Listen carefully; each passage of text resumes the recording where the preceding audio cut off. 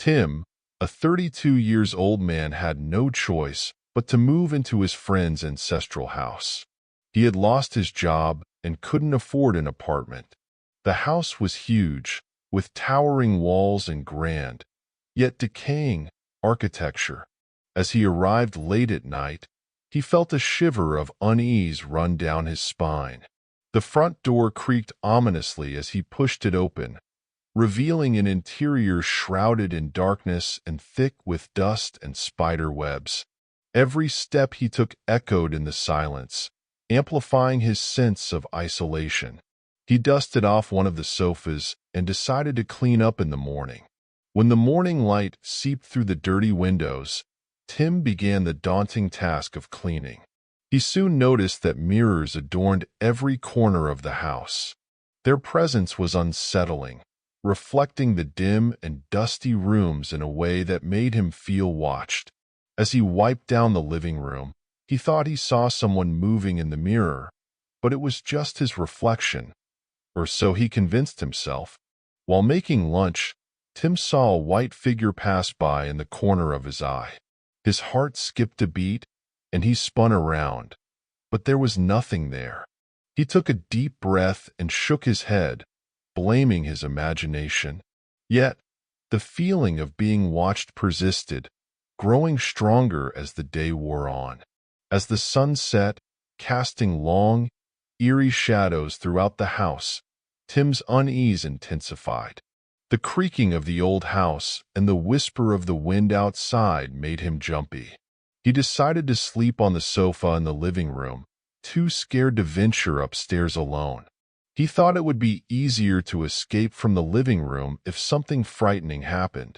That night, as he lay on the sofa, he saw a black figure standing by the mirror in the kitchen. His blood ran cold, and his heart pounded so loudly he feared it would burst. The figure didn't move, its presence a dark, looming threat. Tim froze, unable to tear his eyes away, until finally, he threw the blanket over himself, praying for it to disappear. He was sweating under the thick cover, but fear kept him from uncovering himself.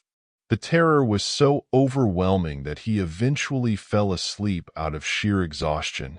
He woke suddenly in the dead of night, his phone screen glowing faintly in the dark. It was 3 a.m., the witching hour. A new wave of fear washed over him, and he trembled uncontrollably, still hiding under the blanket. Then he heard a loud crash close to him. Panic seized him, and he curled up even tighter, praying for whatever it was to leave him alone. He was drenched in sweat on the cold night, his mind racing with fear. He couldn't bring himself to look, too terrified to face whatever might be lurking in the darkness. Time dragged on, each second feeling like an eternity. Finally, a faint light began to filter through the blanket. Tim checked his phone again. It was 6 a.m. Relief flooded through him. He threw off the blanket, his body trembling, and quickly packed his things. He couldn't stand another minute in that house. As he stepped out into the early morning light, he made a solemn vow.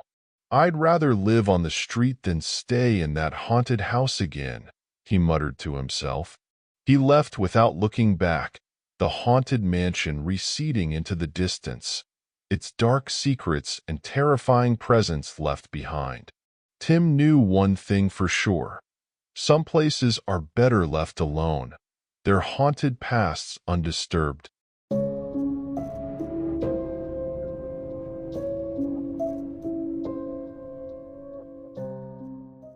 I was homeless, wandering from place to place on foot.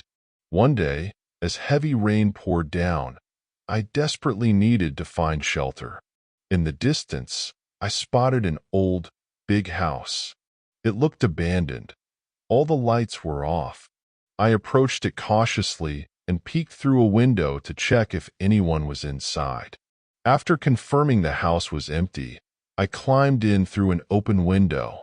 Inside, it was dark, with only the occasional flash of lightning illuminating the rooms.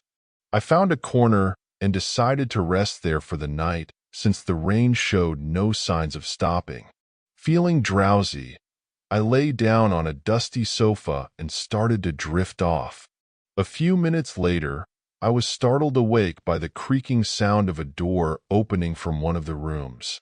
Heart pounding, I stood up and peeked to see if someone was there. To my horror, I saw a woman dressed in white with her back turned towards me.